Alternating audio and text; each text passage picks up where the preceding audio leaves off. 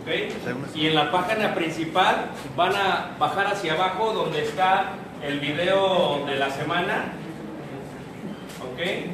Y abajo del video de la semana se encuentra el manual de hermenéutica, ¿okay? En PDF. Vas, lo tocas, lo bajas y literalmente lo tienes contigo. Todas las notas que vamos a ver las tienes contigo. Como es una clase de 50 horas, pero solamente tengo 3 horas, lo que hemos decidido hacer es que también pueden, si quieren ver el video de una forma más completa, si van a YouTube, bajo el nombre Ricardo Barrera, todas con mayúscula, Ricardo Barrera, todas con mayúscula, y pueden ver el seminario de hermenéutica, la extensión breve, que son como unas 25 horas. Ahí no es toda la extensión completa, es la extensión breve. Y también, esto lo pueden ver en video para que no haya ningún problema, lo vean todos con más detalle. Y también, si ustedes tienen un flash drive o un USB, una memoria USB, me dejan saber y les puedo grabar todo lo que hemos hablado en audio y en video y se lo llevan a su casa. Entonces de esa manera es mucho más sencillo, mucho mejor. Y si no tienen el USB, si no tienen internet, si no tienen nada de esto, me pueden dar su correo electrónico, cualquiera que sea su correo electrónico, y yo le mando los enlaces o los audios por correo electrónico y los reciben todos en su casa, ya que llegue a casa, si os permite, el día lunes y martes de la semana que viene. ¿Okay? Para el estudiante que ponga más atención, si me permite, les voy a obsequiar algo para el estudiante que ponga más atención. Nosotros hemos venido de China, llegamos apenas la semana pasada y hemos traído solamente un llavero de madera de China, que tienen de alrededor algunos versículos de la Biblia en chino, grabados en chino. Así que lo voy a regalar para el hermano que ponga más atención, ¿ok? O la hermana que ponga más atención. En las próximas 3 horas haremos un examen de 300 preguntas el día de mañana, ¿okay? Para que no haya ningún problema. Pero les quería decir eso para que no haya ningún problema, ¿okay? Vamos a empezar con la clase de hermenéutica, ¿okay? Reitero, es mucho tiempo. Voy a restringir mucho tiempo, espero que no haya ningún problema. Si hay preguntas, me beneficiaría a mí, si hay preguntas, que las escriban en un papel y me las dan en los últimos 10 minutos de la clase y trato de contestarlas de la mejor manera. ¿Qué les parece? Para que no haya ninguna pregunta. Ahora, si hay una pregunta personal y la quieren hacer en forma personal, pueden ir a @CristoLG, hacen la pregunta ahí y yo la respondo ahí sin ningún problema en la parte pública. Levante la mano, ¿quién me entendió? ¿Hay ningún problema? Muy bien, entonces vamos a comenzar con la idea de la palabra hermenéutica. Si tú viajas el día de hoy a Atenas, estuvimos en Atenas hace un año, y si tú viajas a Atenas, hay una parte muy interesante que se llama el Acrópolis. La palabra Acrópolis está representada en 2 palabras griegas, acros y polis. Polis, ¿qué significa? No es la policía. Polis significa ciudad. Acros significa arriba, lo más alto, lo más de arriba. Acrópolis indica, por lo tanto, la ciudad de arriba. En la parte de abajo de la Acrópolis se encuentra el camino principal en Atenas, donde había 2 agoras o angoras. Agora. ¿Y qué es una agora? Es un mercado. Es la merced, es la macroplaza, para que me entiendan. Por ahí pasaba toda la gente. Ahí se encuentra una piedra muy importante que se le llama el Areópago. ¿Okay? El Areópago. El día de hoy, si tú visitas, se encuentra literalmente una placa gigante y tiene literalmente todo el mensaje de Pablo, Hechos capítulo 17, en griego. Porque ahí arriba, si tú te subes al Areópago el día de hoy, te subes, puedes mirar por donde pasaba toda la gente, entre medio de las 2 agoras, o agoras, que son los mercados, y Pablo es donde estaba hablando. Llegaba la gente a debatir totalmente. Los que estudiaban en aquellos tiempos bajo el Imperio Romano, solamente había 3 clases que tenían, eran las 3 pagadas. La tercera, que era la más importante, era la clase de oratorio. El término viene de esa idea que hacían los filósofos. El término hermenéutica realmente es un término transliterado que viene literalmente, hermanos, de la palabra de uno de los dioses griegos. Ustedes se acuerdan que confundieron a Pablo y confundieron a Bernabé. ¿Con qué los confundieron, hermanos? Con dioses. ¿Con qué, hermano? Con Júpiter y Mercurio. Cuando decimos Júpiter y cuando decimos Mercurio, literalmente estamos hablando de dioses. ¿De aquí, mano? Ok, literalmente estamos hablando de dioses ¿qué? Sí, pero ¿de qué? Paganos. Okay. Ahora, ¿quién era realmente Júpiter? Zeus. Zeus es el dios griego. Júpiter es el dios romano. Pero es el mismo dios. Okay. Lo que es Júpiter y Mercurio son dioses romanos que antes eran dioses griegos. Y esos dioses griegos de antes, Júpiter era realmente Zeus, de la palabra Zeus, ya viene la transliteración de la palabra Dios. Zeus, Dios, y de la otra persona. ¿Quién pensaban ellos que era este Pablo? Hermes. O Mercurio. ¿Y quién es Mercurio? ¿Quién es Hermes? El que llevaba la palabra mensajero del... Exactamente. Para entender hechos, hay una clase que yo la tengo grabada, son como 25 horas, enseño lo que es mitología griega. Tú entiendes mitología griega, vas a entender bien el segundo y tercer viaje del apóstol. Cuando entiendes mitología griega vas a perder mucha de la información. Hermes, o quien es Mercurio, cuando ven a Pablo y cuando ven a Bernabé, Bernabé es el que está callado. Ellos, en la mitología griega, se cree que los dioses vienen del cielo y vienen a la tierra y toman forma humana. Ellos los confundieron. Bueno, el que está callado debe de ser Zeus, debe de ser Júpiter, porque es el que está callado. Pero Pablo debe de ser Mercurio o Hermes, porque él es el que literalmente habla las cosas divinas. ¿Ok? De ahí viene el término de la palabra Hermes, Hermenos, Hermenia o Hermeniu. ¿Ok? So, cuando decimos Hermenia, decimos aquel que está hablando por Dios. ¿Ok? O aquel que literalmente está traduciendo el lenguaje divino al lenguaje humano. Hermes. Ahí viene la palabra Hermes. Hermenéutica es el estudio de aquel que interpreta el lenguaje divino a los seres humanos. De ahí viene la palabra hermenéutica. La mejor manera para ver esto, y si me pueden entender mejor, ¿ok? Si tú ves, por ejemplo, cuando tú ves, por ejemplo, a Dios, ¿ok? La palabra Dios en hebreo siempre es Él. La palabra Elohim significa dioses. Es pluralidad en singular, ¿ok? So, Él es Dios, ¿ok? Dios, la palabra Dios. Recuerden que la palabra Dios es una palabra transliterada de Zeus. De ahí viene el término, de ahí lo utilizamos nosotros, es una realidad. Tú estás aquí. Tú eres Hermes. Tú eres el Hermenio.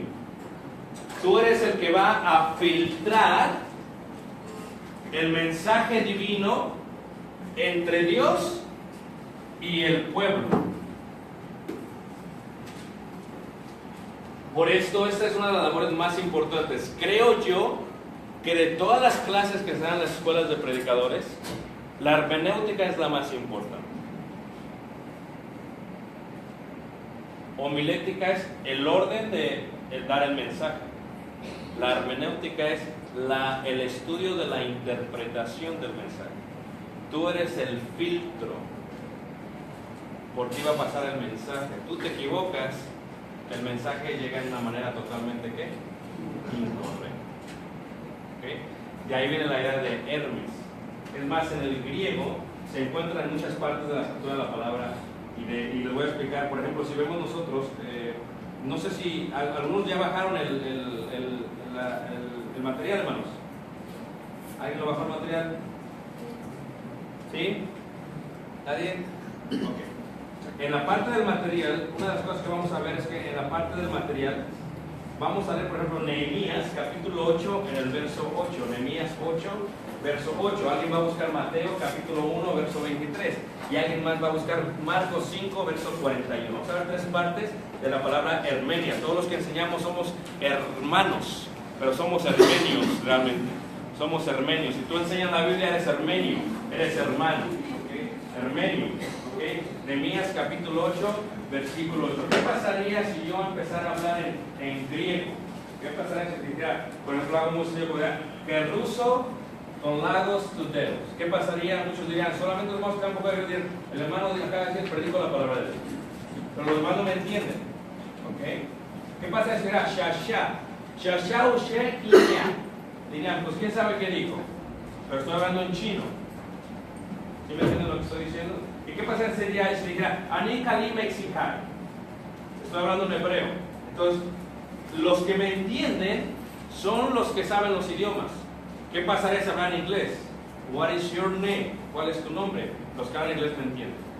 Lo que ustedes están haciendo y la manera en que la Biblia traduce hermenéutica es como el que traduce el lenguaje divino a ellos. Cuando alguien está traduciendo, el que sabe el idioma sabe si hizo buen trabajo o mal trabajo. Ahí eso estuvo mal, eso estuvo bien. Por eso la gente de la ONU, la gente que traduce a los políticos, tiene que ser gente que esté certificada. Porque se equivocan en una palabra y una palabra mata totalmente el mensaje. ¿Están todos de acuerdo? Les voy a dar un ejemplo para que me entiendan. Un hermano estaba traduciendo, pero contra un hermano estaba traduciendo a un hermano americano. Y entonces el hermano dice en inglés, te pido por la hermandad, brotherhood. Y el hermano dijo, te pedimos por el hermano Hood. En la traducción se malinterpreta el mensaje. ¿Okay? Nehemías 8, versículo 8. Hay tres lenguajes importantes en la Biblia. ¿Okay? El hebreo, el arameo y el griego. El más sublime de los tres es el hebreo. ¿Okay? Porque todo lo que tenemos de griego viene del hebreo. Esto es, la Biblia, tal y como la tenemos, viene de una traducción del hebreo original, de la Septuaginta. Por eso el más sublime es el hebreo. El griego es muy interesante, pero el hebreo es más sublime porque es más sencillo y explica mucho más que el propio griego. ¿Okay? Entonces son los tres lenguajes. El hebreo es el que se traduce o que se habla en el Antiguo Testamento. El arameo es una mezcla medo-persa, ¿okay? Y hebreo. Esto es, cuando se llevan a todos los israelitas en cautividad hacia Babilonia, hacia Medo-Persa, los hijos empiezan a hablar un lenguaje común. Y ese lenguaje común que ellos comienzan a hablar es una mezcla entre hebreo y medo-persa. Ese lenguaje común se cataloga como el lenguaje de las calles. Cuando regresan de la cautividad, hablan arameo. El judío no habla arameo en la sinagoga ni en los tiempos de Jesús. El judío en la sinagoga habla hebreo. Sales de la sinagoga, hablas arameo. Entras a la sinagoga, hablas hebreo. Eso es ley. Hasta el día de hoy es ley. Hay hebreo antiguo, hay hebreo bíblico y hay hebreo moderno. Afuera hablas hebreo moderno. En la sinagoga tienes que hablar hebreo antiguo. Es una manera que se tiene que hacer esta ley especialmente. ¿Por qué digo esto? En Nehemías capítulo 8, en el versículo 8, ¿quién tiene esa parte de la escritura y lo va a leer?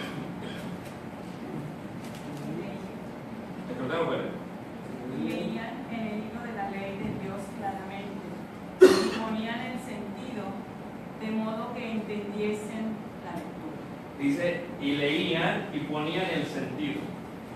Levanten la mano, ¿quién entiende lo que se está diciendo aquí? ¿Qué quiere decir?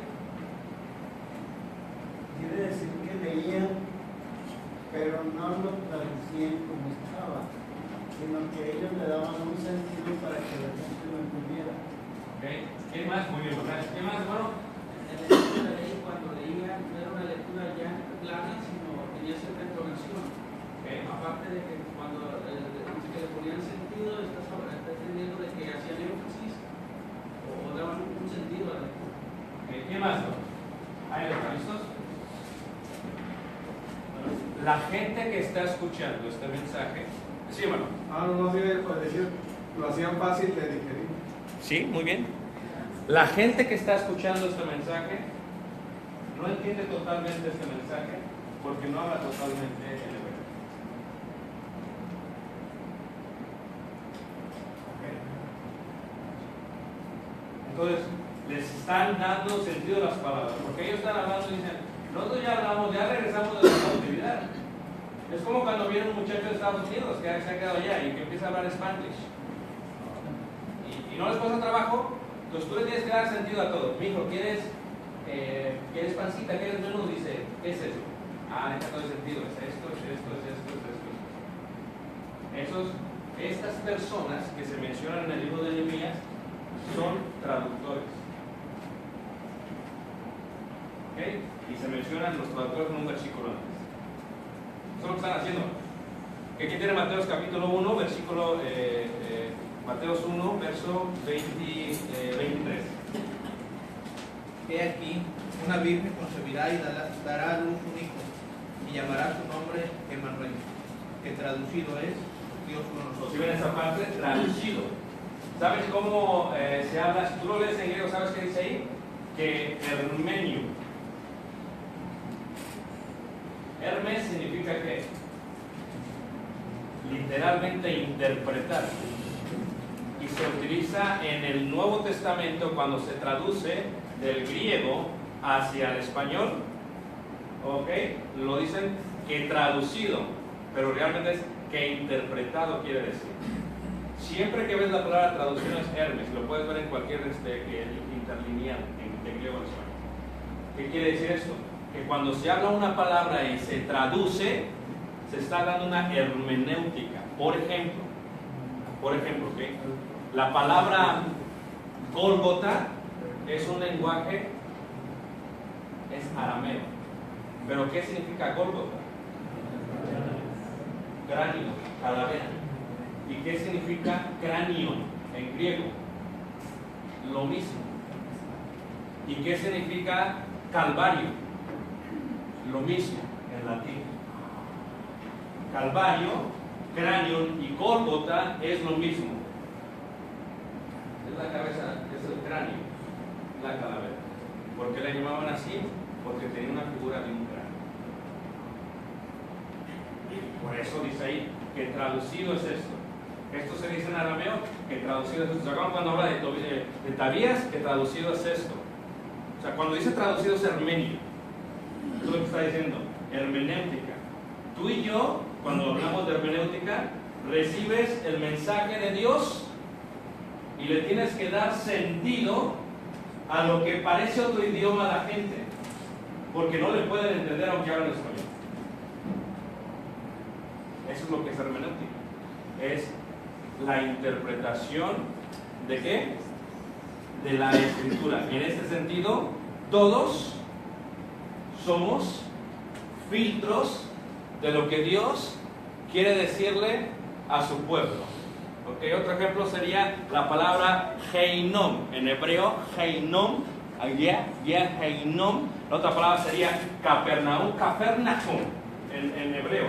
Capernaum, que significa Capernaum. Caper es la ciudad de Nahum. Capernaum es la ciudad de Nahum. Okay. Heinom significa el valle de Hinnom.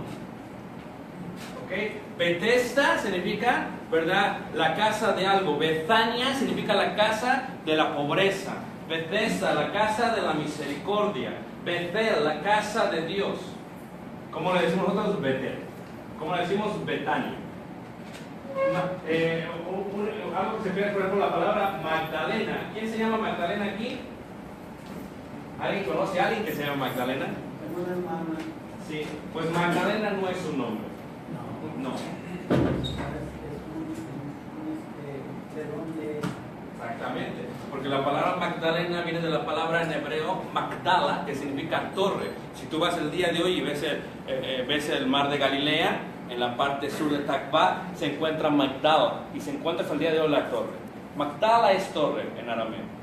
Entonces, María era de la ciudad de la torre, de Magdala. Pero nosotros lo hemos traducido y dice Magdalena, se llama Magdalena. De ahí viene la palabra, la idea de Heinom. Heinom es valle, el valle de Hinnom. Y luego cuando se traduce al latín en la Vulgata, precisamente allá en Belén, en Palestina, en Bethlehem, okay, Belén, Lechem es pan en hebreo. Bethlehem, la casa del pan.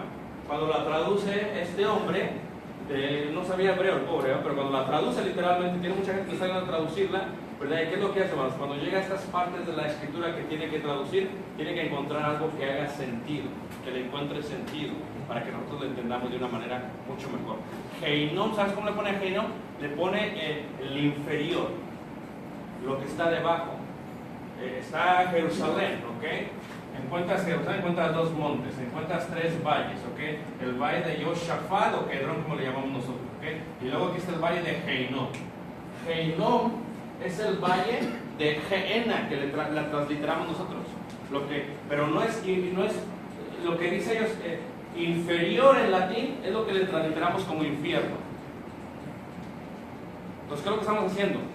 Cuando estamos hablando de interpretar la escritura, uno de los grandes retos que tenemos es que lo que estamos es que tenemos que darle sentido a lo que Dios dijo. En ello se encuentra mucha responsabilidad. Porque el que está aquí, si comete un error, por eso ten cuidado de ti mismo y de los que te oyeren. Pues haciendo esto te salvas a ti mismo y a todos ellos. Tú te equivocas, todos se equivocan, porque un ciego guiará a muchos ciegos. ¿Saben de la que me está entendiendo? ¿Sí está entendiendo? Ok, hay tres reglas para ser un buen hermeneuta. Ok, hay tres reglas para ser un buen hermeneuta. ¿Okay? Número uno, la primera regla, primera carta de Pedro 4:11. ¿Qué dice? Primera Pedro 4:11. Si alguno habla, hable conforme a las palabras de Dios. Indica que todo lo que digamos tiene que venir de la Biblia. Es uno de los grandes retos que tenemos.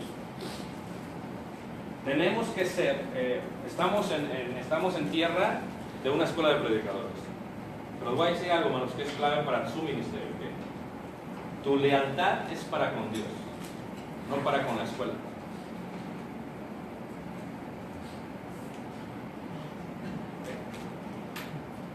Repito, tu lealtad es para con Dios, no para con la escuela. Cuando uno pierde ese enfoque, toma muchas decisiones basado en la escuela y no basado en Dios. Porque ¿a quién le servimos todos, hermanos? Y Dios ha utilizado la escuela para preparar. Pero la lealtad es para con Dios. ¿Okay? Ahora, la aplicación de esto es lo que dice la primera carta de Corintios capítulo 4, versículo 6. Recuerda que Corintios es una congregación donde había muchos maestros. El único apóstol, el apóstol Pablo, hermanos, yo siempre he dicho a los hermanos, la capacidad de Pablo, hay un escrito que escribí acerca de Pablo. O sea, me dijo, hermanos, ¿quién era Pablo? Les sorprende cuando les digo eso, pero eso es la realidad. Pablo, hermano, realmente Pablo, su profesión era, Pablo era un abogado.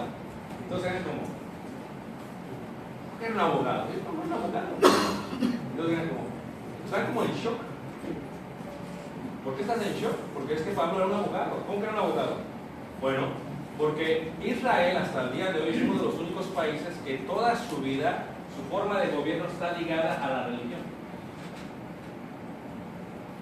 Así no es México. En aquellos tiempos había varios tipos de gobiernos. Estaba el Imperio Romano, pero los judíos no seguían las leyes del Imperio Romano. Los judíos seguían la ley de ¿quién? De Moisés. ¿Y quiénes las aplicaba? El Sanedrín, los 70 y el sumo sacerdote. Y el Sanedrín conformaba de varios partidos políticos, de puros abogados. ¿Y qué estudiaban? Puras leyes. ¿Y cuál era la ley que estudiaban? La ley de Dios. Y Pablo era irreprensible en cuanto a qué, vamos. Tuvo que haber hablado 19 idiomas como mínimo. Y no solamente sabía bien, hermanos, con respecto a la ley de Moisés, que era más importante, entendía bien las leyes romanas. Era una persona preparadísima.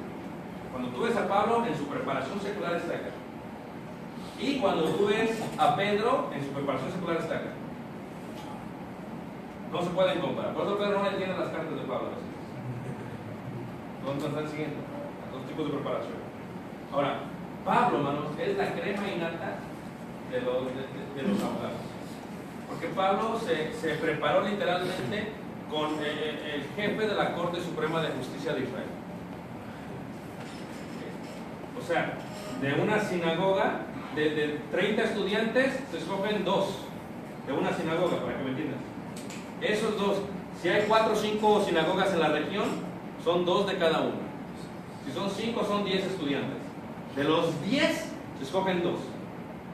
Y esos 2 mandan a Jerusalén, a Jerusalén, y allá estudian con el jefe de la Corte Suprema de Justicia, y su nombre es Gamaliel. Pablo Su preparación era tanta que estudió acá. Pedro, le dijeron a Pedro, mejor vete a pescar. Porque si no lo hacías como rabino, te mandaban a hacerlo. Es lo que pasaba. Entonces, estás viendo la diferencia de preparación. Y Pablo solamente se compara con alguien en cuanto a la preparación secular. Ahora tenemos internet, pero en aquellos tiempos no había internet. Entonces, ¿dónde querías vivir? ¿A quién le gusta estudiar, hermanos? Levanta, ¿a quién le gusta estudiar mucho? ¿Okay? Entonces, ahora tienes a la maestra Wikipedia y al señor Google. Entonces, ahí donde hablas todo, les explicas todo. Pero no todo lo que está escrito ahí es verdad. ¿Están todos de acuerdo con eso? En aquellos tiempos, aquellos que somos de generaciones antiguas, cuando te mandaban a hacer un trabajo, iban literalmente a la biblioteca. ¿Y qué era lo que pasaba? Tienes que hacer un trabajo de investigación de clase de voleibol. Vas a la sección de deportes y luego buscas los libros y lees todos los libros y sacas la información más importante y la escribes y presentas tu proyecto. ¿Todos se acuerdan de eso? Eso lo hacíamos antes. Ahora ya no es así. La gente es muy floja. Ahora vas a Google, dame los reportes que hay y los copian y los pegan. Es lo que están haciendo, hermanos, el día de hoy. En aquel tiempo no era así.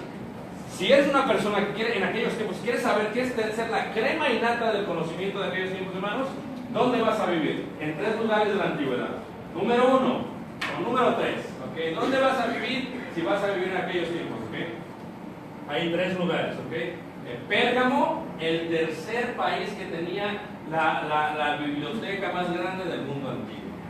Para que me entiendan el sistema, aquellos que están de informática, Google, ahí se encuentra. Para que me entiendan. Número 2, Éfeso. Éfeso es la crema innata. Éfeso es la biblioteca, es algo increíble. Tiene más libros, tiene más rollos. ¿Quieres saber mucho? No tienes internet, tienes que irte ahí a estudiar a la biblioteca, tienes que tener más. Y el número 1, vamos, lo máximo, donde se hace la Septuaginta, la crema innata del conocimiento que ellos hermanos, Alejandría. ¿Y sabes quién es Alejandría? Apolo. Solamente Pablo se compara con Apolo.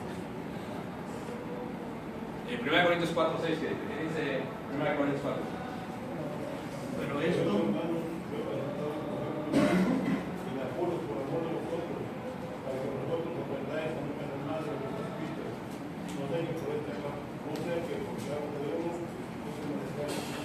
¿te fijas? Ahí tenemos Pablo, crema innata del judaísmo, y Apolos, crema innata del judaísmo en la cultura egipcia en Alejandría.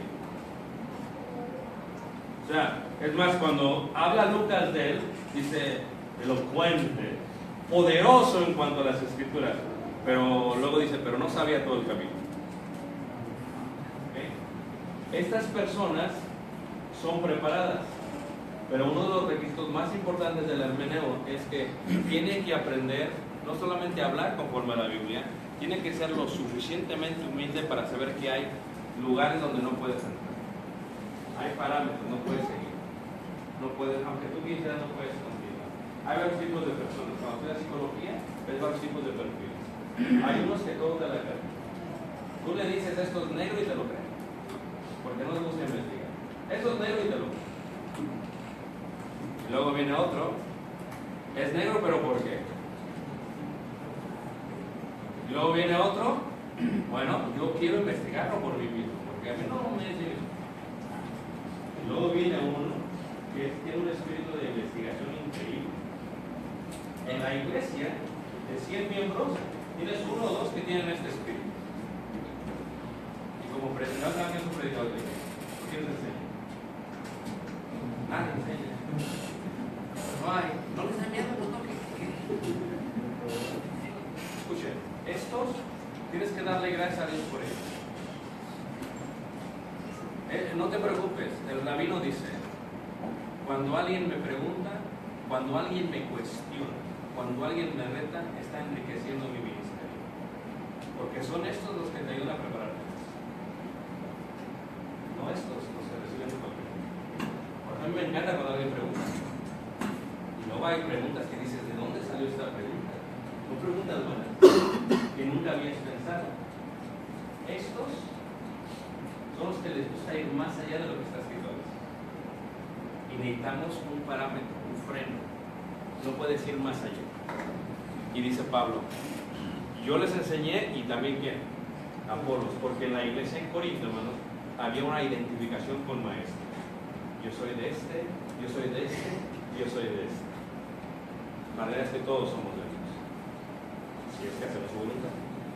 Ahora, cuando hablamos de Hermes, esta es tu gran labor. Y luego se requiere una que es muy importante. Algo que nos falta mucho. ¿Ok? Humildad. Esa está difícil. Tampoco no. Ahora, la palabra humildad en hebreo son 5 palabras. ¿Ok? Pero 2 palabras son las que me voy a enfocar. La palabra ani y la palabra anab. Ani es en hebreo humilde. Anab es en hebreo humilde. Voy a decir la diferencia para que me entiendan. No es lo mismo humilde que humilde en hebreo. No es lo mismo ani que anab.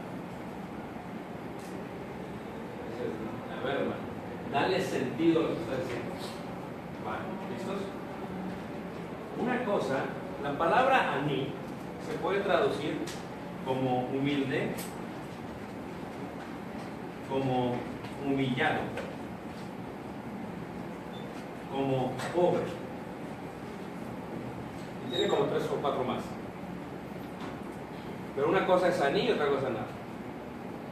Porque ani es aquel que es humilde porque alguien lo está haciendo humilde.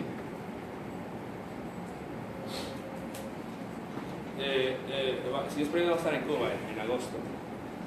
La gente en Cuba es humilde en el sentido de ani. No pueden tener más. El régimen de Castro no puede tener más. Le digo al hermano de China, en Beijing le digo, hermano, me gustaría ir a Corea del Norte, que es el único país que registra, aparte de Irán, donde no hay iglesia de Cristo. Pero me gustaría ir a Corea del Norte. Y me dice, está muy bien, hermano. Dice, nada más que si vamos a Corea del Norte, nada más vamos a conseguir el boleto de ida y no el de regreso. Digo, no, es que nada más quiero por 2 días. Dice, no, es que tú no entiendes. Tú vas y ya no sales. Toda la gente que vive en Corea del Norte es ani. Es gente humilde y gente que está humillada a la fuerza. Ahora, ani es algo que te han hecho. Hay gente que es pobre no porque quiera ser pobre. Toda la gente de Cuba es pobre no porque quieran, hermanos, porque no tienen opción. No hay forma para salir adelante. Eso es una realidad. No hay opción. Son humildes, son ani porque así el gobierno, la gente los tiene. La palabra anab, que significa también humilde en el hebreo, es distinto. Porque anab es lo que es Jesús. Cuando dice la escritura, y Mateo, hermanos, es el evangelio que se escribe en hebreo, para nosotros 3, porque está dirigido a los judíos. ¿Okay? Cuando tú ves Mateo, por ejemplo, dice, aprended de mí, que soy manso ¿qué? Y humilde. En el hebreo, manso y humilde es anab. No son 2, es 1. En el pensamiento hebreo, te voy a explicar por qué. Porque una persona puede ser humilde porque decide ser humilde como Jesús. Jesús, él podía haber nacido literalmente en Roma, podía haber nacido en el imperio, en la casa del emperador, pero Jesús se humilló a sí mismo. El pensamiento en Filipenses 2 hebreo es anab. Él se humilló, se despojó, siendo Dios, se despojó. O sea, fíjate, Jesús, una cosa que cuando yo di esta clase, hablando de Jesús, decía, Jesús nace en Belén, en Bethlehem. Lahem es pan, Beit es casa, Bethlehem, porque la casa del pan. Cuando dice Belén, hermanos, es lo más pobre de aquellos tiempos. Ok, a ver, si me entienden, no está Ricardo aquí. A ver, Ricardo, ¿cómo se llama donde están las torres? Allá donde está peligroso. La Independencia. La Independencia, verás. El Cerro de la Campana. El Cerro de la Campana. Aquí, vamos esta noche al Cerro de la Campana. ¿Quién va conmigo? ¿Qué pasó? ¿Sí o no? Eso era Belén. Ahí decidió nacer Jesús. Jesús, anab significa yo me voy a humillar. Anab es hacerte humilde como una disciplina personal.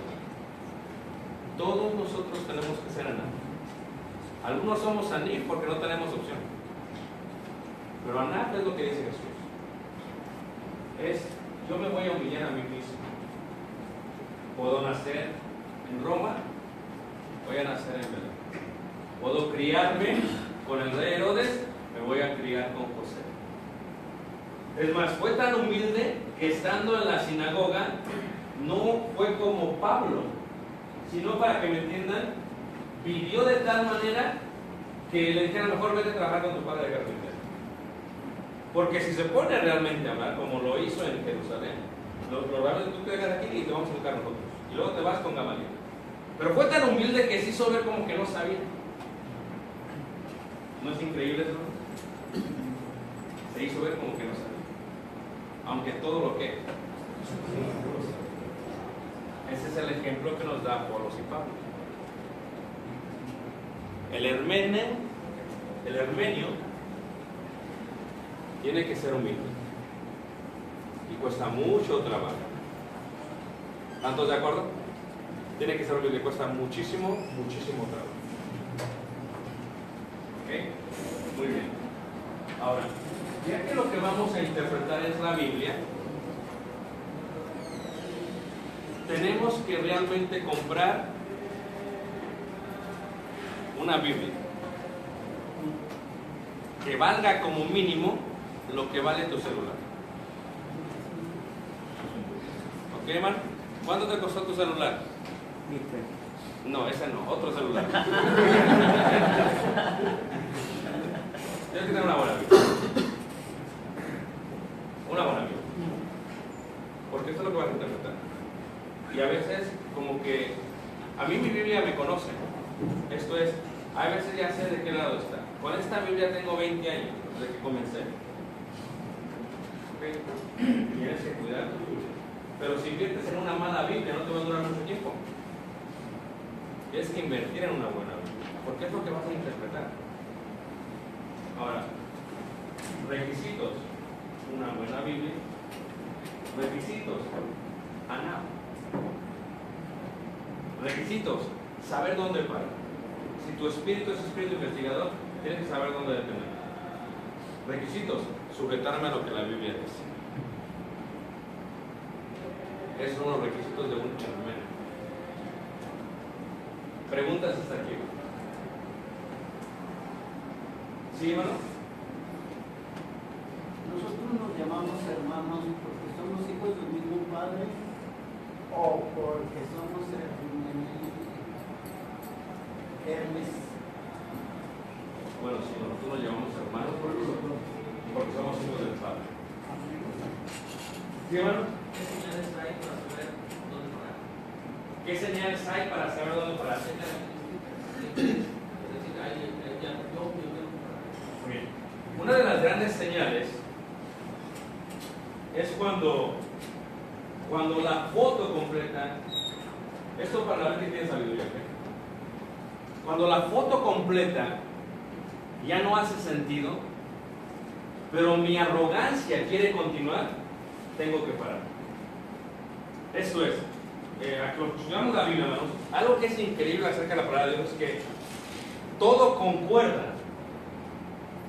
Pero hay veces llega un momento que algo no concuerda. Hay algo que me impacta de los hermanos.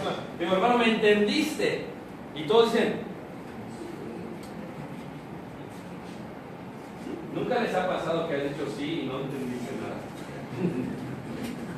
¿Me entendiste? Y yo siempre, a ver, explícalo. Dicen, no te entendí, ¿verdad? Es que era para que no te quieras preguntar. Entonces, pero aquellos que leemos la Biblia, que nos dedicamos al estudio de la Biblia, todo empieza, es como un engrane perfecto. Cuando algo no encaja y quieres seguir e ir más allá, te das cuenta que empieza a estropear lo demás. Y cuando empieza a estropear toda la imagen, te das cuenta que estás yendo más allá de lo que está escrito. A eso me refiero. Aquellos que amamos las Escrituras, tenemos en la Biblia todo, como decía el hermano, que dio una presentación hermosa el día de ayer, hermano norteamericano, estadounidense. Tenemos aquí todo lo que necesitamos saber. Pero es una realidad, hermanos, que hay cosas que tenemos que investigar. ¿Ok? pero que tienen que ver con lo que está aquí. ¿Entienden lo que estoy diciendo? Por ejemplo, a mí me encantan las palabras, los nombres, de dónde vienen, por ejemplo. El mar de Galilea. Mar de Galilea, o mar de Tiberias, o lago de Genesaret, o mar de Chineret. Es lo mismo. ¿Pero por qué se llama distinto? Porque cada nombre tiene un propósito didáctico, un propósito de enseñanza. En la Biblia no es casualidad. En Lucas 5 dice lago de Genesaret. Genesaret en hebreo significa el jardín, el paraíso de los jardines. Pero cada nombre tiene un propósito. Uno de los grandes retos que tenemos, para no ir más allá, hermanos, es que lo que estoy estudiando va a enriquecer de lo que estoy hablando o va a desamblar el engrane que estoy haciendo. Es donde uno tiene que detener. Y ahí es donde requieres anap, donde tú te humillas a ti mismo. Dices, no puedo ir más, por mi propio bien, no sea que yo también me vaya a desviar. No, pero decir que las cosas ocultas pertenecen a Dios. Deuteronomio 29. Entonces, yo lo que lo veo es de esta manera. Si la Biblia fue escrita de tal manera que yo la pueda entender, lo que no puedo entender pertenece a Dios. Entonces, ahí es un momento donde podemos parar y decir, esto pertenece a Dios. Y todavía voy a añadir un poquito más, y un excelente comentario. Dependiendo de la capacidad espiritual de cada miembro, hay cosas que van a parecer más secretas a otros miembros que a otros. Y anab, ser humilde, indica tener la capacidad de humillarme para que el conocimiento no me envanezca. No sea que también me entienda. Pero aquellos que amamos estudiar y que no podemos dejar de estudiar, sabemos que entre más material tenemos, más aclaramos la imagen completa de lo que creemos. Ahí es donde alguien decía, hasta para comer, quitas la carne del hueso, quitas el centro y el Viene de la, le decía a los hermanos, viene de la palabra en hebreo discernir, es shanaf. Discernir indica, ¿quién es del rancho de aquí, hermanos? ¿Quién es del rancho? ¿Ustedes han visto las vacas cuando comen? Okay. Hay vacas que comen y lo que están haciendo es que están rumiando, ¿verdad? ¿Qué significa eso? Que mastican, se lo echan al primer estómago, luego lo regresan y lo siguen a masticar. ¿Han visto eso? Bueno, en los animales limpios, en Levíticos capítulo 11, Levíticos capítulo 15, en Deuteronomio, cuando habla de los animales limpios, llamados sucios, hace la comparación. Los cerdos tragan. Aunque tengan la pezuña hendida, el problema es que no mastican, se tragan todo. Tú vas a hacer lo que es. Pero la res, la oveja, el carnero, ellos mastican, lo comen y lo regresan.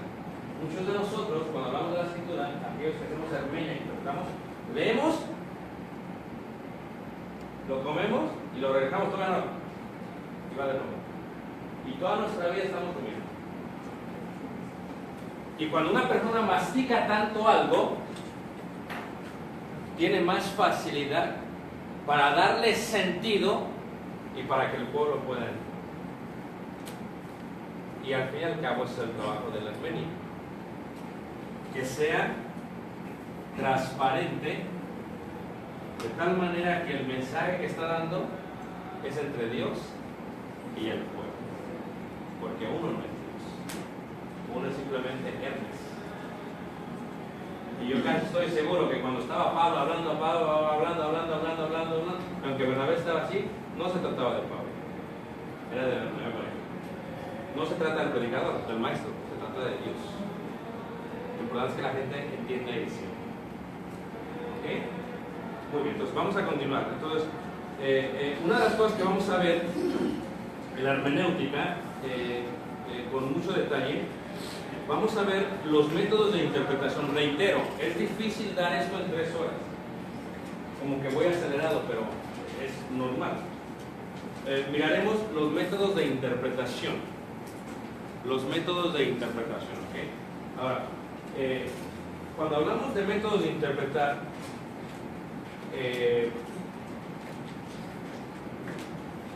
a ver si lo puedo decir de tal manera que se entienda. Cuando hablamos de métodos de interpretar algo, ¿ok?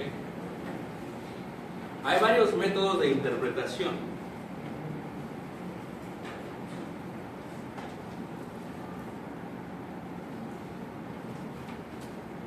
Tenemos que tener la capacidad, como dice Pablo en Tesalonicenses, examínalo todo. ¿Estamos de acuerdo? Examínalo todo. Retén qué y desecha qué. Lo malo. Eso es lo que tenemos que hacer como cristianos en la iglesia. Tenemos que tener la capacidad de examinarlo todo. Porque mastica todo.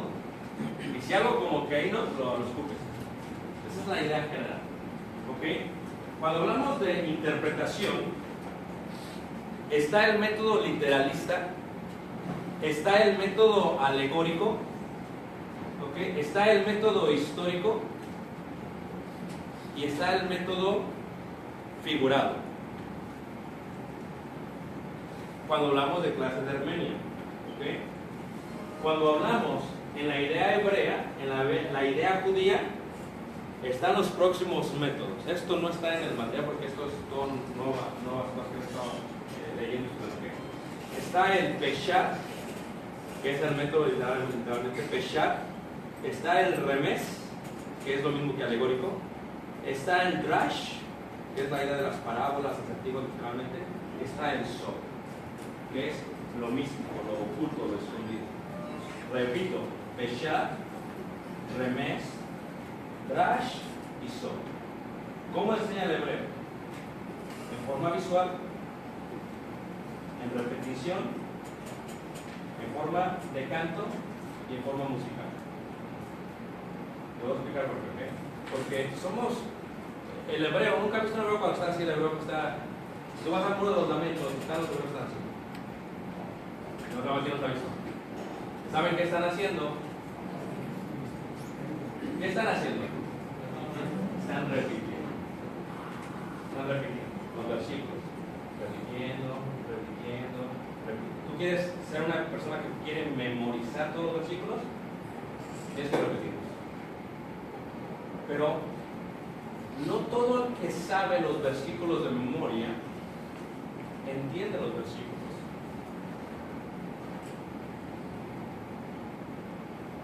No todo el que sabe los versículos de memoria entiende. Por eso el judío sabe que no solamente se requiere en memorizar, sino en discernir. Y tú te puedes memorizar. ¿Creéis en Dios? Creéis también en mí. En la casa de mi padre hay muchas cosas. Puedes hacer eso. Memorizar no es muy difícil, ¿no? Es un proceso y cada quien tiene su capacidad. El reto es discernir lo que estás diciendo, porque a veces son vanas repeticiones nada más. El reto es lo que estoy diciendo comprendo.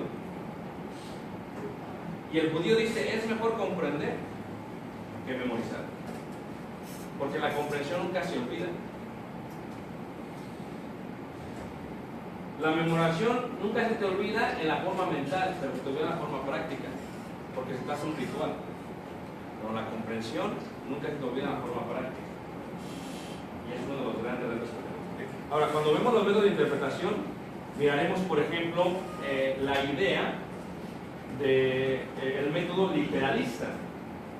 Significa que todas las cosas en la Biblia no se pueden interpretar de una forma literal, porque si se puede interpretar de una forma literal, muchas partes de la Biblia podríamos llegar a conclusiones incorrectas.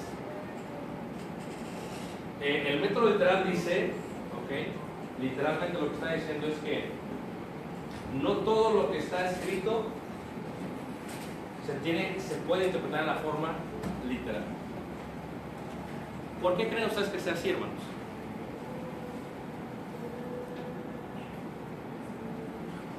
Maneja a veces el simbolismo. Muy bien, porque a veces no todo es literal. Mira, uno de los grandes retos que tenemos nosotros es que, ¿cuánto tiempo más hay, hermano? ¿Estamos en el tiempo? ¿Quién es el que está encargado? ¿Una hora más? Va una hora. ¿O va una hora? Ok. cuando uno es mexicano, nosotros en México, cuando uno es mexicano, hermanos, y nunca ha salido del país, nunca ha salido del país, ¿crees que todo el mundo es como México? ¿Crees que todo el mundo es como México? Sí. O sea, entonces, yo estaba hablando con el hermano, la única iglesia de Cristo en Israel está en Nazaret. Y hermano, nos llevamos muy bien, ¿okay? Muy bien, platicamos mucho, hermano. Le digo al hermano, estamos platicando un día y dice, ¿saben cuál es el problema con ustedes? Dice, y con los americanos, hablando de los estadounidenses, el problema es que ustedes dicen que ustedes nos quieren enseñar a nosotros. Si nosotros les dimos la Biblia, dice. ¿Qué nos van a enseñar ustedes a nosotros? Ok. ¿Qué nos van a enseñar ustedes a nosotros? Cuando va un mexicano de aquella, todo lo quiere ver con lentes de mexicano. Todo. Y les voy a dar dos ejemplos más reales. Estamos en Suiza y vamos al metro. Hay un cajero automático donde compra los boletos. 700 pesos para viajar con unos 5 kilómetros. ¿Okay? Entonces, vamos con unos 9. Hay unos hermanos de Ciudad de México, no voy a decir sus nombres. Y compramos. Y cuando vamos entrando, no hay nadie que los revise. Nadie te lo revisa. O sea, tú entras y ¿qué pasó? Aquí como... No. Estás en Francia y tienes policías que te lo revisan. Estás en Italia lo mismo. Pero estás en Suiza, nadie te revisa. Estás en Alemania, nadie te revisa. Y tú dices, esto no es normal. Entonces, cuando estamos hablando con cristianos, cuando vamos en el metro, va con mi hijo y me dice, hermano, ¿te puedo decir algo de un plan? Digo, ¿te das cuenta que no lo revisaron? Y dije, claro. Dice, pues ¿para qué pagamos? Digo, no. Porque todo lo queremos ver con estos lentes.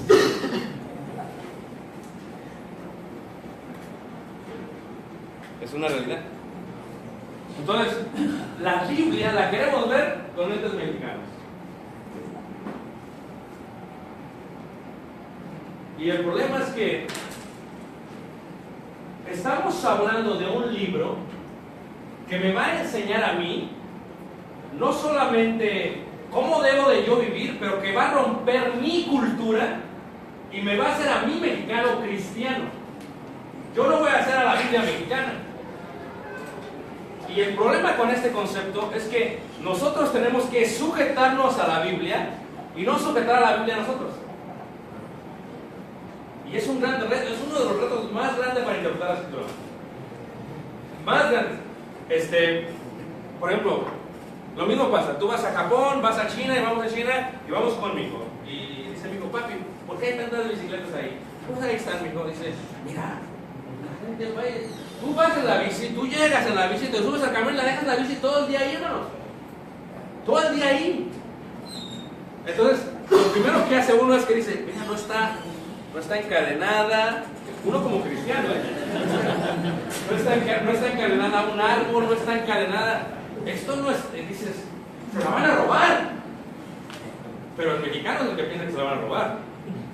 Porque el asiático llegó, la dejó, y créanlo, hermanos, cuando sale de donde salió, hermanos, ahí está la bici. Exactamente. La Biblia fue escrita en varias culturas distintas. No fue escrita en una cultura mexicana. A la Biblia no la mexicanizas. La Biblia te va a hacer cristiano a ti. Te va a hacer cambiar a ti. ¿Okay? Por ejemplo, la cultura egipcia, la cultura israelita, la cultura babilónica y medo-persa, la cultura griega y la cultura romana. Son cosas que tenemos que comprender para interpretar correctamente la Biblia. Y ese es un reto. Porque nos reta a nosotros a qué? A estudiar. Eso, Pablo dijo que toda la escritura es inspirada por Dios para corregir, para instruir en justicia. Dice a fin de que el hombre de Dios sea perfecto, enteramente preparado para toda buena obra, ¿verdad? Vemos que realmente la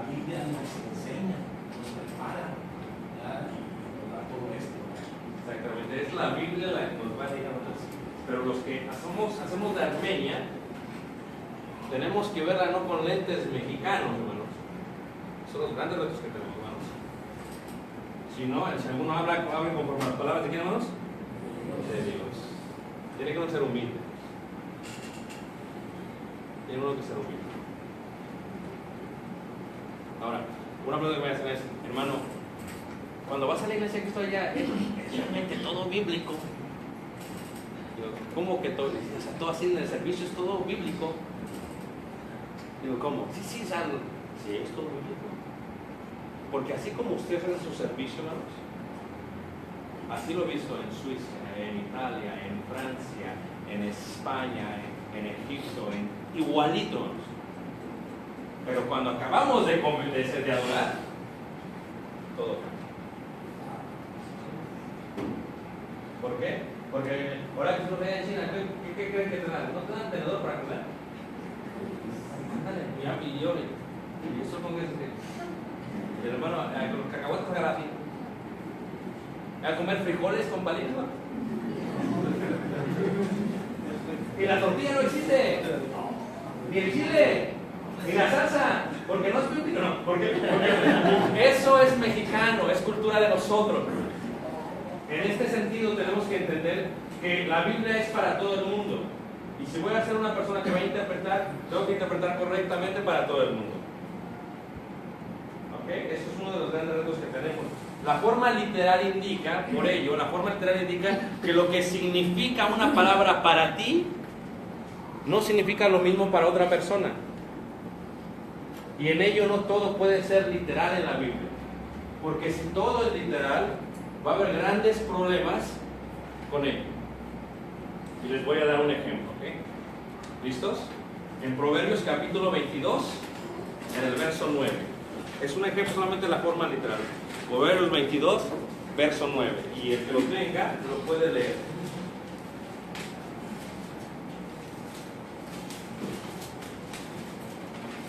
Proverbios 22, verso 9.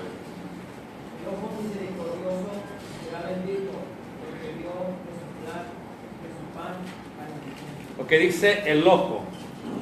Cuando dice el ojo, hermanos, vamos a interpretarlo en forma literal. El ojo. Le voy a preguntar, ¿quién sabe esto? ¿Quién leyó? Ok. ¿Cuál ojo, hermano? ¿Este o este? Bueno, no se especifica. Porque no puede ser literal. Porque el ojo es singular. Ahí el ojo es singular. En literatura en español es ojo es uno. ¿No me están siguiendo?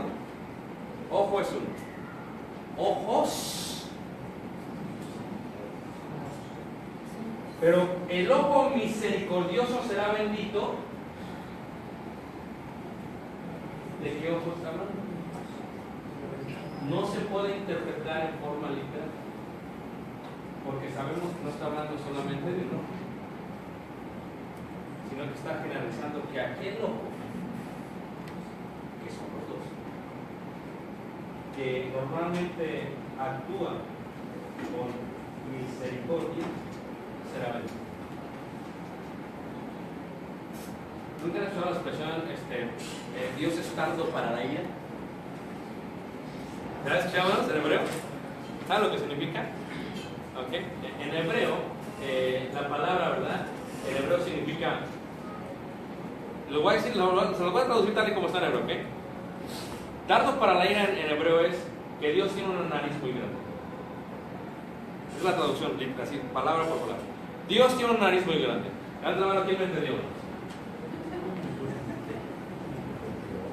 Porque así es como enseñan los hebreos. ¿Ok? Una forma de que los hebreos enseñan no solamente es la palabra, es discernir el contexto, lo que está diciendo. Cuando tú te enojas, ¿quién tiene hijos? Levanta la mano, hijos. A veces quieres golpearlos, ¿a poco no? Con la chancla, con el cinturón, pero los quieres golpear, los estás siguiendo para golpearlos. ¿Todos estamos de acuerdo? Eso es lo que tú quieres matarlos, quieres golpearlos, quieres destruirlos.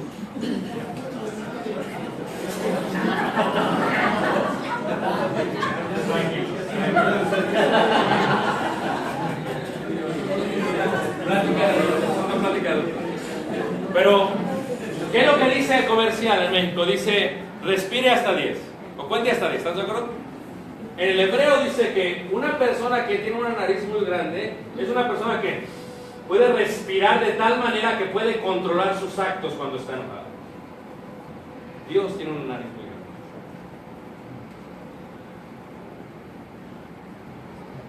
¿Están de acuerdo con eso? Porque si tuviera nuestra nariz, ya nos hubiera matado.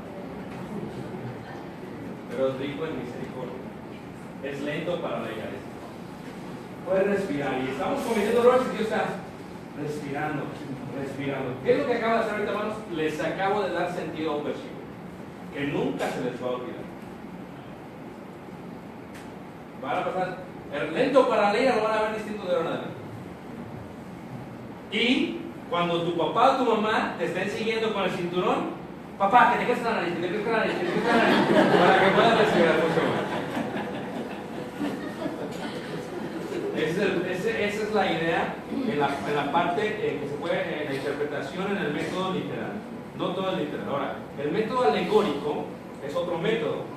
Una alegoría, literalmente lo que es una ficción mediante la cual una cosa representa o simboliza otra distinta. ¿Okay? Y aquí empezamos a hablar de varios términos. No es lo mismo metáfora que alegoría. Por eso necesito más tiempo, ¿verdad? Pero escuchen. Metáfora es algo. Alegoría es otra cosa. Parábola es otra cosa. Aunque las tres son métodos alegóricos. Alegoría es un conjunto de metáforas que explican más que un simple término. Metáfora es algo muy pequeño que enseña algo espiritual a través de una ilustración que se puede comprender. Eso es una metáfora. En la metáfora hay lo que se le llama símiles. ¿Ok? Símiles, no la farmacia, ¿ok? Símil, que viene de la idea similar. Cuando la Biblia, cuando los versos tienen la palabra como, indica que ese verso es un símil. Cuando viene Jesús, viene como ladrón en la noche. ¿Es Jesús un ladrón, hermanos? Si se interpreta de forma literal, cometeríamos un error. Pero ese como dice que ese verso es un símil y que es una metáfora. ¿Okay? Una alegoría son muchas metáforas. Son muchas metáforas en una historia, como Gálatas capítulo 3 y 4, es una gran alegoría, tremenda. Vamos a leerlo. Gálatas 4,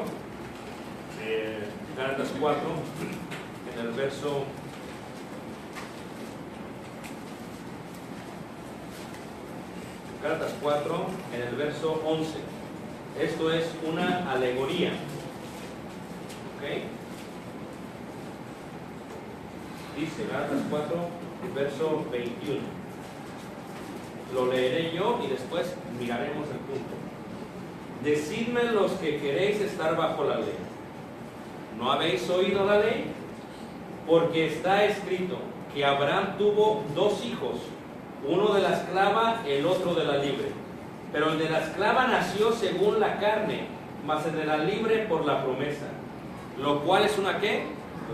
Alegoría. Dices, ¿de qué está hablando? Pues estas mujeres son los dos pactos. El uno proviene del monte Sinaí, el cual da hijos para esclavitud. Este es Agar, porque Agar es el monte Sinaí en Arabia y corresponde a la Jerusalén actual. Aquí se han mencionado varias cosas. ¿Okay? Por eso es una alegoría. Son varias metáforas que enseñan un punto más grande en forma espiritual. Escuchen, lo que se ha dicho ley, se ha dicho dos pactos, se ha dicho descendientes de una mujer y de otra mujer, ¿ok? De Agar, y ¿cómo se llama la verdadera mujer? Sara, ¿ok? Se ha dicho montes, se ha dicho el monte Sinaí, y la palabra Sinaí viene del verbo Shinai, o del término árabe Sinaí. ¿Saben qué significa Sinaí? Sinaí significa dientes. Dientes. ¿Por qué significa dientes, hermanos? Porque significa dientes. ¿Pero por qué? ¿Pero por qué? Nosotros escalamos el Sinaí el año pasado. ¿Okay? Empezamos a las 11 de la noche y llegamos a las 4 de la mañana. No es de noche porque de día te quemas. Sale del centro. Tienes que hacerlo de noche. Entonces, cuando tú ves el Sinaí son muchas montañas, pero el Sinaí son 5. Que si tú agarras tu cabeza y la volteas, estás viendo 5 dientes. Eso es Sinaí. ¿Y qué te da en el Sinaí? Se da la ley del Antiguo Testamento. Ahora, aquí ya son varias cosas, es una alegoría. Ley, pactos, Agar, montes, y luego dice todavía Jerusalén. Jerusalén. Jerusalén. Y dice, ¿sabes? Aquí, si esto es literal, si lo interpretamos en el método literal, estamos diciendo que Agar es un monte. ¿Y eso lo está diciendo la Biblia? No. No lo que está diciendo la Biblia. ¿Ok? Cada una de estas cosas tienen enseñanzas. ¿Listos? Dice, porque Agar es el monte Sinaí en Arabia y corresponde a la Jerusalén actual. Lo que está diciendo es que la ley, uno de los dos pactos, es Agar, la cual es el monte en Arabia, la cual es Jerusalén la actual. Y dices, como que fue muy rápido para mí. Muy sencillo. La ley del Antiguo Testamento es una. La ley del Nuevo Testamento es otra. ¿Todos de acuerdo? El pacto antiguo es uno. El pacto nuevo es otro. ¿Todos de acuerdo? El Antiguo Testamento está metafóricamente explicado en esta alegoría diciendo el Antiguo Testamento es Agar. ¿Y quién era Agar, hermanos? La esclava. Era la esclava. ¿Y Sara quién era? La verdadera esposa. El Antiguo Testamento es Agar, la antigua ley es Agar, y Agar es el monte Sinaí. Pero Sinaí está en Arabia, y Jerusalén actual está en el monte Moría, en Israel, en la capital, en Jerusalén. Pero está hablando en forma de metáforas. Por ello no es literal. Porque el Antiguo Testamento, el cual es el antiguo pacto, el cual es Agar, el cual es el monte Sinaí, el cual es Jerusalén la actual, o sea, la ciudad actual de Jerusalén, de ahí vienen los israelitas. Pero, dice ahí, más la Jerusalén de arriba. Y tú dices, ¿dónde está la Jerusalén de arriba? A ver, hermanos, ¿dónde está la Jerusalén de arriba? ¿Ah? Arriba. Arriba. ¿Pero dónde arriba? Pero estamos hablando de metáforas. ¿Dónde está? Más allá de la luna. Está en Marte. Es la iglesia. Ah, ok. Vamos a ver esto de una manera más especial, ¿ok? Vamos a ver esto de una manera especial. Dice, mas Jerusalén la de arriba, la cual es madre de todos nosotros. ¿Ok? Dicen todos, hermanos, no se te sientan mal, ¿ok? Ahorita nos vamos a ir a descansar y se quedan así toda la noche, hasta mañana acabamos de ver el problema, ¿ok? Esta Jerusalén es del monte de Sión. Esta es la Jerusalén, la de arriba. Y esta es la de los israelitas, espiritualmente hablando. acá lo que estamos viendo es una alegoría. Una alegoría es un conjunto de ¿qué? De metáforas. Una metáfora es que se toma algo que se puede comprender para explicar algo espiritual. ¿Ok? ¿Listos? Antiguo Testamento, Nuevo Testamento. Antiguo Pacto, Nuevo Pacto. Agar la esclava, Sara la libre. Sinaí, Sión. Jerusalén, la actual, Jerusalén la de arriba. Israelitas, israelitas espirituales. Lo que está diciendo aquí, en el versículo 26, es que la Jerusalén de arriba es la madre de todos nosotros. Si tú lo vas a interpretar de una forma de método literal, vas a tener muchos problemas. Porque estamos viendo una, ¿qué, hermanos? Alegoría. Se los voy a cambiar de otra manera. ¿Ok? ¿Listos? Cristo es el rey. ¿Todos de acuerdo? Cristo es el esposo. ¿Quién es la esposa? ¿Todos de acuerdo? La iglesia. La iglesia es de Cristo. ¿Estamos todos de acuerdo? La iglesia de Cristo es una esposa. ¿Dónde nacimos nosotros? En la iglesia. ¿Estamos de acuerdo? Todos nacimos en la iglesia. Porque si no naciste en la iglesia de Cristo tienes un problema. ¿Estamos de acuerdo con eso, hermano? Okay. Entonces, la iglesia de Cristo es la esposa de Cristo. Jerusalén no habla en un término literal. ¿Quién es de Monterrey, hermanos? ¿Quién es de Monterrey? Lo que importa de Monterrey es su estructura física, o lo que importa de Monterrey son sus ciudadanos. Los ciudadanos. Jerusalén actual no está hablando en un término de piedras, está hablando en un término de ciudad. ¿Okay? Vamos a leer 2 versículos y con esto los voy a dejar en mente. ¿Okay? Leamos, ¿listos? Hebreos capítulo 12, verso 22. Hebreos 12, verso 22. Jerusalén la de arriba, ¿todos de acuerdo? Hebreos 12, verso 22. El que lo tenga lo puede leer. Sino que os habéis acercado al monte de Sión. Ahí, al monte de Sión. ¿Dónde está el monte de Sión, hermanos? ¿Es el monte de Sión el monte de Sinaí? No. ¿Todos de acuerdo? No. Monte de Sión es el monte Moría, donde Abraham iba a sacrificar a su hijo Isaac. Se encuentra donde está el templo, o estuvo el templo de Salomón. Es el monte de Sión. Monte Moría. ¿Okay? Síganle, hermano. Dice, a la ciudad del Dios vivo. A la ciudad del Dios vivo. Cuando habla de ciudad, habla de estructura, no necesariamente. Está hablando de ciudadanos, y lo va a seguir explicando. ¿Listo? Síganle, hermano. Jerusalén la celestial. Jerusalén es realmente la ciudad del Dios vivo, la cual está en el monte de Sión. Les voy a explicar. Si se habla de Jerusalén la celestial, ¿no es lo mismo que Jerusalén la de arriba? Les pregunto. ¿Es lo mismo o no? ¿Es lo mismo? ¿Todos de acuerdo? Síguelo, síguelo. Dice, a la compañía de muchos millares de ángeles. Síguelo.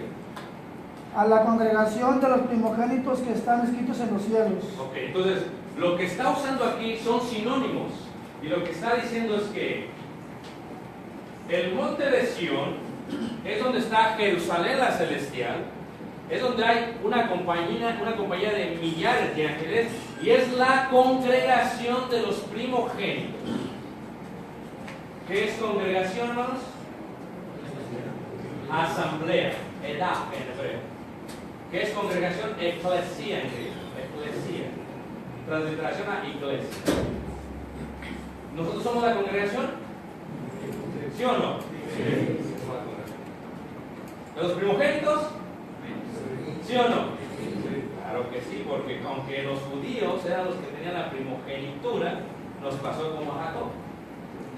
que se la quitamos porque quiso aquel comer un poco de asado rojo. Y nosotros la tomamos. ¿Acaso de su rechazo la agarramos nosotros? ¿Me están siguiendo? Y esa Jerusalén es la de arriba. Vamos a leer otro versículo. Fíjate lo que dice Apocalipsis en el capítulo 20, Apocalipsis en el capítulo 22, en el verso 21, perdón, en el verso 2. 21, verso 2. Y con esto los voy a dejar y voy a abrir para comentarios y preguntas. Y mañana, si Dios nos da vida, y podemos, estaremos otra vez aquí. Estoy enseñando los métodos. Está el método literalista y estamos viendo ahorita el método alegórico. ¿Ok? Muy bien, en Apocalipsis 21, en el verso 2, dice así. Versículo 2. ¿De qué no puede leer? Yo, Juan, vi la santa ciudad. Lo que vio Juan fue ¿qué? Juan vio la santa ciudad. Dime cuál. La nueva Jerusalén. La nueva. O sea, porque hay una antigua y hay una nueva. ¿Están todos de acuerdo? Si es nueva, quiere decir que había una vieja. En pocas palabras, si es nueva, es que había una antigua. Si es de arriba, celestial y nueva, quiere decir que hay una actual. ¿Sí? Entonces, ¿sigan, hermano? Descender del cielo ¿De dónde bajó? De arriba. ¿Descender del cielo de quién? De Dios. ¿Sigan, hermano? Dispuesta como una esposa ataviada para su marido. Dispuesta como una esposa. Esta Jerusalén que desciende del cielo, ahora ya no es solamente Jerusalén que desciende del cielo. Esta Jerusalén está dispuesta como ¿qué? Dice ahí, fíjate, dice, dispuesta como. Si es como, es un símil. Es algo similar.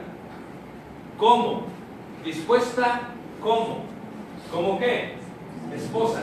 Les voy a preguntar, hermanos, ¿quién es la esposa? La iglesia. ¿Pero qué fue lo que vio descender? La Jerusalén, la de arriba. Wow. ¿Todos están siguiendo? Ok, vamos a seguir. Síguele. Una esposa ataviada para su marido. ¿Quién es el marido? Síguele, versículo 3. Y oí una gran voz del cielo que decía: He aquí el tabernáculo de Dios con los hombres. O sea que esa Jerusalén de arriba, celestial, nueva, está como una esposa, iglesia, cuerpo de Cristo para su marido, la cual también es el tabernáculo de Dios con los hombres, o el templo de Dios. Lo que está haciendo es que a través de varias cosas y metáforas está hablando de la misma cosa. ¿Saben cómo se llama este lenguaje en el judaísmo, hermanos? Paralelismo. Te voy a explicar primero de una manera y te voy a explicar lo mismo de otra manera. Eso es paralelismo. Por eso cuando tú ves Proverbios, como que repite. No está repitiendo. Te está explicando lo mismo de distintas maneras. Eso es pensamiento judío. En poesía hebrea así lo hace. Entonces les voy a explicar. Esta alegoría que está hablando Pablo está diciendo lo siguiente. Y con eso acabo, ¿ok? La antigua ley es la ley de quién? La nueva ley es la ley de quién? El antiguo pacto es el pacto con quién? El nuevo pacto es con quién? Con la iglesia. ¿Verdad? Agar es la esclava, son los esclavos a la ley. Sara es quién? Y nosotros somos todos hijos de Sara y de Abraham. Romanos capítulo 1. ¿Ok? El monte Sinaí fue donde se dio la ley de Moisés. Pero el monte Sión fue donde descendió el Espíritu Santo el día del Pentecostés. ¿Ok? Jerusalén, la actual, todavía está allá. Si quieren ir con nosotros, vamos en 8 semanas, estamos allá si Dios quiere. Pero Jerusalén, la de arriba, hermanos, es una que es de arriba, es una que es celestial, es una que es ciudad, es una que es congregación de conferencias, es una que aunque a ustedes se les haga muy difícil discernirlo como estamos, esa es la esposa de Cristo. Por eso a esto se le llama el reino de los cielos. Pero ¿cómo, hermanos, estamos pisando tierra? Eso lo explicamos. Ya se acabó. Yo pensé que no te pueden, me van a regañar. Preguntas. estamos viendo el método ¿qué? Alegórico. Y lo que vimos fue un símil, una metáfora y una alegoría. Mañana continuamos con las parábolas y entraremos a la parte simbólica. ¿Okay? Preguntas, comentarios. Preguntas y comentarios. Muy bien, hermano.